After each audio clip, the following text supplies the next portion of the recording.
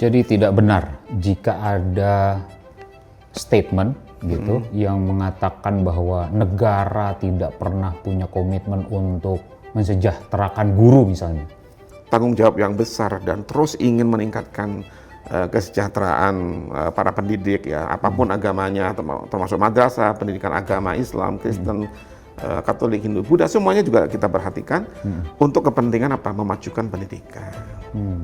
Apakah mereka akan dibayarkan atau tidak tunjangan-tunjangan itulah ada ada tunjangan profesi guru, ada TPG, ada sertifikasi dan berbagai macam jenisnya.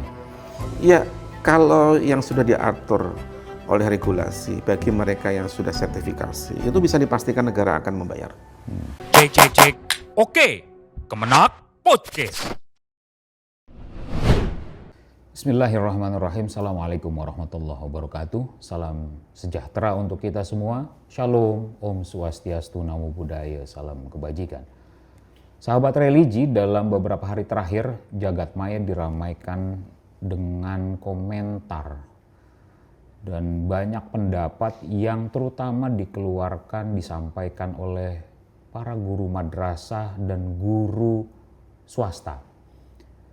Hal ini kaitannya dengan statement Sekretaris Jenderal Kementerian Agama Bapak Profesor Dr. Kamarudin Amin pada saat rapat kerja dengan Komisi 8 DPR RI.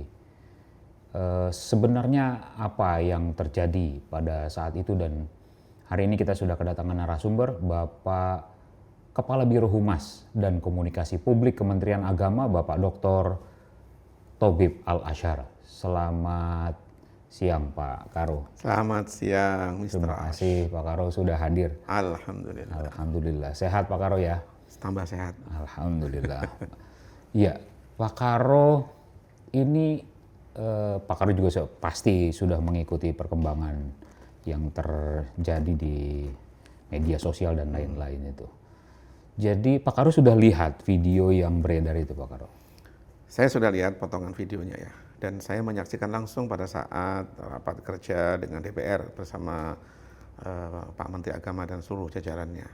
Pak Karo hadir ada di situ? Hadir, sehingga sebagai saksi hidup dan bisa tahu tentang konteks apa yang ada pada saat itu. Gimana sebenarnya ceritanya Pak Karo? Ya sebenarnya kan itu adalah rapat rutin ya antara Kementerian Agama yang dihadiri oleh Pak Menteri Agama dan seluruh pejabat eselon 1, eselon 2, dan termasuk Pak Wakil Menteri ya, untuk membicarakan banyak hal terkait dengan kemitraan antara Kementerian Agama dengan Komisi 8. Nah, pada saat itu temanya adalah kaitannya dengan soal pelaksanaan program tahun 2025, dan di dalam pembahasan itu ada usulan tambahan anggaran dari Kementerian Agama karena ada beberapa program-program prioritas yang terkait langsung dan kebutuhan masyarakat itu perlu mendapatkan afirmasi khusus untuk tambahan. Di antaranya adalah masalah tunjangan profesi guru yang juga harus segera dipenuhi karena memang itu menjadi tugas Kementerian Agama yang menjadi haknya para guru. Lalu kemudian yang membuat rame itu jadi apa gitu? Padahal sebenarnya itu kan momen Kementerian Agama justru mengusulkan tambahan anggaran untuk para guru. Nah ini yang ingin saya coba jelaskan ya. Artinya begini, pada saat itu rapat, sesungguhnya kan untuk mengusulkan anggaran ABT, anggaran tambahan belanja, yang dimana salah satu dari isu itu adalah bagaimana kita bisa memenuhi haknya para guru yang lulus pendidikan profesi guru tahun 2025. Nah, karena belum dicakup di dalam struktur anggaran di tahun 2026, maka saat itulah kemudian Kementerian Agama mengajukan. Lalu kemudian muncul pertanyaan, kenapa kami lulus PPG tahun 2025 kok baru dianggarkan tahun 2026, bahkan baru mau diajukan untuk tambahannya. Saya ingin tegaskan di sini, saya ingin uraikan bahwa usulan anggaran itu kan harus per paket ya. Dalam satu regulasi kita menyebutkan bahwa setiap guru yang sudah lulus di tahun sebelumnya akan mendapatkan tunjangan profesi di tahun setelahnya. Artinya rentang waktu 1 tahun selama tahun 2025 itu kan pelaksanaan PPG dari batch 1, batch 2, batch 3 dan seterusnya itu baru selesai di sekitar akhir. Sekitar mungkin November Desember lah gitu ya baru selesai. Sementara untuk penganggaran tahun 2026 itu kan ditutup di di bulan Oktober. Yang artinya berarti tunjangan profesi guru yang lulus PPG tahun 2025 kan belum mencakup di anggaran tahun 2026. Nah, disitulah kemudian Kementerian Agama sebagai bagian dari tanggung jawab untuk memenuhi semua hak guru-guru untuk mendapatkan tunjangan profesi, itu kita mengusulkan kepada DPR usulan anggaran tambahan belanja untuk memenuhi, salah satunya adalah memenuhi tunjangan profesi guru bagi mereka yang sudah lulus pendidikan profesi guru tahun 2025. Itu artinya kan berarti memang sejak awal Kementerian Agama sudah memperhatikan itu, sudah ingin memenuhi seluruh kebutuhan tunjangan profesi guru. Gitu. Jadi tidak benar jika ada statement gitu yang mengatakan bahwa negara tidak pernah punya komitmen untuk mensejahterakan guru misalnya. Ya, saya ingin katakan itu tidak benar. Karena selama ini justru Kementerian Agama itu sangat concern terhadap kesejahteraan guru. Memang tidak semuanya kita bisa penuhi dalam waktu yang sangat singkat. BIM salah BIM kan tidak bisa karena ada sebuah proses yang panjang. Apalagi jumlah guru kita, khususnya di guru-guru madrasah dan guru yang lain yang mayoritas swasta, ini kan membutuhkan energi, membutuhkan effort, membutuhkan koordinasi, ya. Sehingga membutuhkan waktu untuk penyelesaian. Misalnya salah satunya adalah misalnya penyelesaian sertifikasi. Kalau kita lihat data yang ada, itu kan sekitar 300 sampai 400 ribu guru yang belum sertifikasi kan, sekitar 300 ribuan lah dalam data yang saya lihat belakangan ini. Itu artinya bahwa masih ada guru-guru yang belum sertifikasi, belum mendapatkan hak yang cukup untuk mendapatkan tunjangan profesi guru karena belum sertifikasi. Makanya salah satu dari usulan tadi adalah juga usulan biaya anggaran tambahan untuk pelaksanaan pendidikan profesi guru untuk sekian ratus ribu guru yang belum ngikutin profesi, ngikutin PPG maksud saya. Selain tunjangannya termasuk pengusulan untuk pelaksanaan betul. PPG-nya, pendidikan betul profesi sekali. guru. Iya. Jadi artinya apa? Bahwa ini itu menjadi concern. Apalagi kalau kita lihat dari postur anggaran di Kementerian Agama itu kan 80% adalah anggaran pendidikan keagamaan. Yang artinya bahwa kita punya tanggung jawab yang besar dan terus ingin meningkatkan kesejahteraan para pendidik ya, apapun agamanya, termasuk madrasah, pendidikan agama Islam, Kristen, Katolik, Hindu, Buddha, semuanya juga kita perhatikan untuk kepentingan apa? Memajukan pendidikan. Jadi tidak ada istilahnya anak tiri buat para guru. Oh enggak, guru itu bagi Kementerian Agama sebagai pilar penting membangun peradaban kita. Dan ingat bahwa semua pejabat yang ada di Kementerian Agama dan dimanapun itu kan hasil dari kontribusi para guru mendidik. Apalagi saya orang madrasah asli, madrasah swasta saya yang dengan segala keterbatasan pada saat itu ya. Dan saya yakin juga para pimpinan-pimpinan kita juga mayoritas dari madrasah gitu. Termasuk Mr. Ras kelihatannya madrasah. Betul, saya juga alumni madrasah. Nah iya betul. Iya, tadi Pak Karo sudah menjelaskan soal ada beberapa persoalan yang mesti diselesaikan lah ya, soal penganggaran misalnya yang tadi Pak Karo sangat jelaskan ke kita. Itu bukan dalam rangka kabur dari tanggung jawab ya Pak Karo ya? Oh enggak, justru itu adalah bagian dari tanggung jawab yang ditunjukkan kepada Kementerian Agama dengan segala keseriusannya. Saya ingat, saya kan mantan direktur GTK Madrasah ya. Saat saya menjadi direktur GTK, saya itu hampir 24 jam memikirkan tentang bagaimana menyelesaikan berbagai problem-problem guru ya. Soal tunjangan profesi guru yang terhutang, kemudian bagaimana problem impasing. Kami juga menemui para tokoh-tokoh atau ketua atau kelompok guru apa namanya asosiasi guru Asosiasi. ya, asosiasi guru kami juga mengundang ke Jakarta untuk diskusi, mendengarkan apa yang kami lakukan. Yang artinya apa?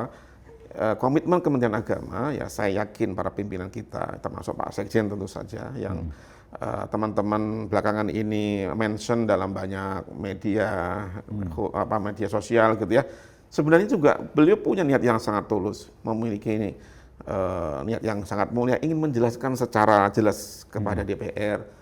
Ada beberapa hal yang perlu didalami secara lebih serius, lebih detail terkait dengan berbagai kompleksitas dan permasalahan guru ini. Dalam rangka sebenarnya memastikan hak-hak guru dipenuhi oleh Kementerian Agama. Iya, dalam rangka untuk mengafirmasi hak-hak guru yang ada di Kementerian Agama. Ya, memang ada berbagai macam aspirasi lah ya. Ada yang ingin program impasing diteruskan, ada yang ingin sertifikasi dengan pelaksanaan PPG untuk dituntaskan, ada juga usulan untuk menjadikan guru yang sudah sertifikasi automatically untuk menjadi P3K dan seterusnya. Ini kan dinamika yang sangat kompleks dan terkait dengan banyak pihak ya, sehingga kita ingin semuanya ini kita dengar dan juga kita perjuangkan bersama-sama dengan elemen lain, dengan KL lain, kementerian dan lembaga lain, termasuk dengan berdiskusi secara lebih mendalam dengan Komisi 8 DPR RI. Ya, Pak Karo, saya mungkin juga Pak Karo lihat langsung lah gitu kurang lebih ya di mungkin komentar di media sosialnya Kementerian Agama gitu ya, betapa banyak aspirasi yang disampaikan oleh para guru, Pak Karo. Ya. Misalnya di antaranya ada kecemasan apakah mereka akan dibayarkan atau tidak tunjangan-tunjangan itulah, ada ada tunjangan profesi guru, ada TPG, ada sertifikasi dan berbagai macam jenisnya. Ya, kalau yang sudah diatur oleh regulasi bagi mereka yang sudah sertifikasi itu bisa dipastikan negara akan membayar. Ya, artinya apa? Tunjangan profesi guru yang apalagi yang sudah lulus PPG tahun 2025 ini bisa dipastikan mereka akan dibayar. Ya. Nah, mungkin pertanyaannya kapan, gitu kan? Dibayarnya itu kapan? Nah, ya, bayarnya itu adalah seperti tadi yang saya sampaikan sedang diusulkan untuk menambah anggaran dan sudah disetujui oleh anggota Dewan DPR RI dan Pak Sekjen juga sudah memastikan. Bersamaan dengan upaya kita menambah anggaran, nanti kita bisa berikan kita cairkan itu sekitar bulan Maret ya. Maret itu adalah waktu-waktu yang sangat krusial karena menjelang Lebaran dan kita berusaha semaksimal mungkin, mudah-mudahan bisa kita selesaikan untuk pembayaran TPG di menjelang Lebaran nanti. Dan guru-guru yang berhak mendapatkan tunjangan itu bisa menikmati Lebaran dengan lebih nyaman gitu ya. Ya, betul. Nah, lalu siapa guru yang akan mendapatkan tunjangan-tunjangan itu? Yang pasti begini, tunjangan profesi guru itu adalah hak yang diatur oleh undang-undang. Bagi guru yang sudah lulus sertifikasi melalui pendidikan profesi guru, merekalah yang nanti akan mendapatkan haknya. Nah, selama ini kan sudah berjalan nih, Mr. Ras. Bagi mereka yang sudah sertifikasi pendidik, kan selama ini juga sudah berjalan. Yang menjadi problem adalah pada saat yang lulus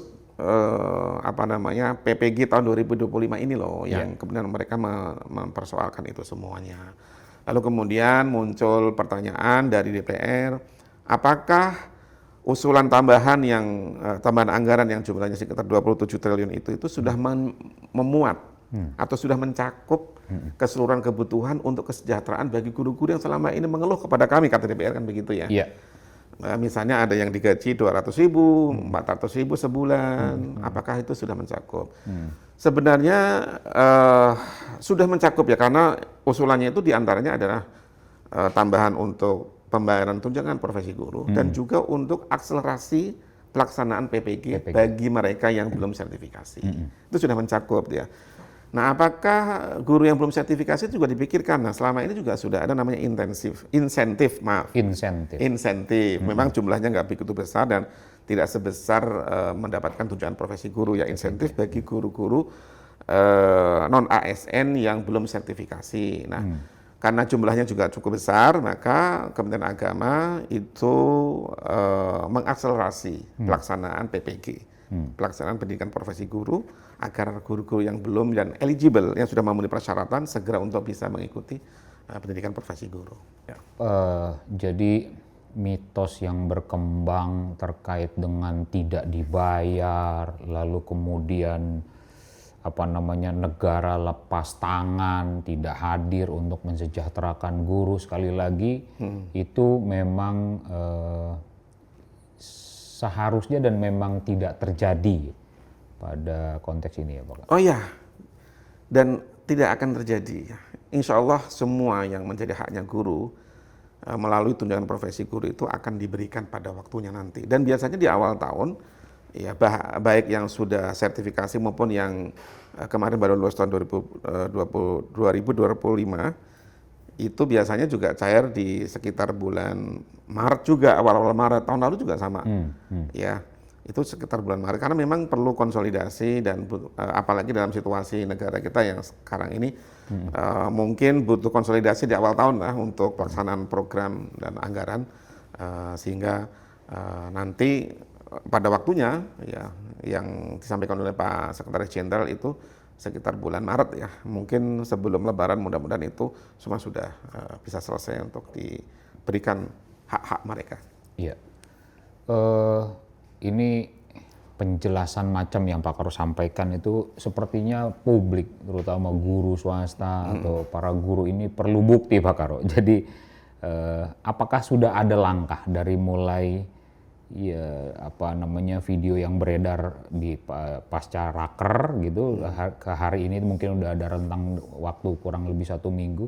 Dalam rentang ini apakah ada yang dilakukan oleh Kementerian Agama untuk mengeksekusi dari yang disampaikan tadi Pak Karo? Iya, jadi Kementerian Agama yang pasti setelah raker kemarin itu ada rapat-rapat yang secara intensif. Kenapa kembali ke antara intensif dan intensif gitu ya. Barusan tadi juga rapat yang dipimpin oleh Pak Wakil Menteri dan Pak Sekjen untuk mengkonsolidasikan soal data-data yang ada, lalu kemudian untuk membuat skenario dan beberapa simulasi terkait dengan penyelesaian masalah guru swasta ini atau guru honorer di madrasah-madrasah swasta, dan juga termasuk di sekolah-sekolah yang dikelola oleh lembaga keagamaan ya, mungkin bukan hanya Islam ya, Kristen, Katolik, Hindu, Buddha, Konghucu. Itu juga sama menjadi perhatian juga buat dari kita. Iya, jadi seluruh guru madrasah dan guru agama gitu ya Pak Karo. Betul. Jadi intinya Kementerian Agama negara ini juga sangat menghormati guru.